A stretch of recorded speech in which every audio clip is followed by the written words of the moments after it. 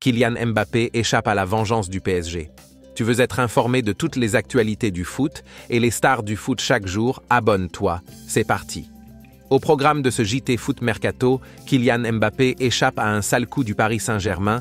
Clément Turpin fait l'unanimité après sa prestation lors de la rencontre entre le Bayern Munich et le Real Madrid, la réunion secrète entre la direction bavaroise et le roi Sané.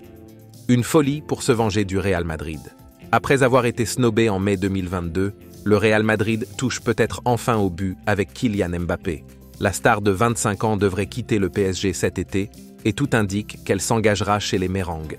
Pour la remplacer, le club de la capitale penserait à Rodrigo. Mais il faudra monter une folle opération pour pouvoir recruter l'international brésilien lors du prochain mercato estival.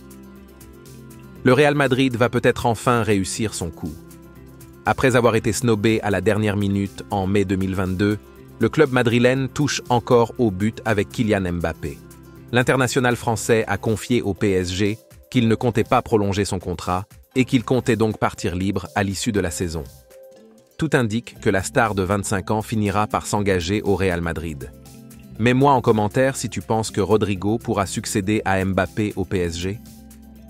Le PSG, de son côté, semble s'être fait une raison et scruterait désormais le mercato à la recherche d'un remplaçant pour Kylian Mbappé. Et dans cette optique, les dirigeants parisiens pourraient se venger du Real Madrid.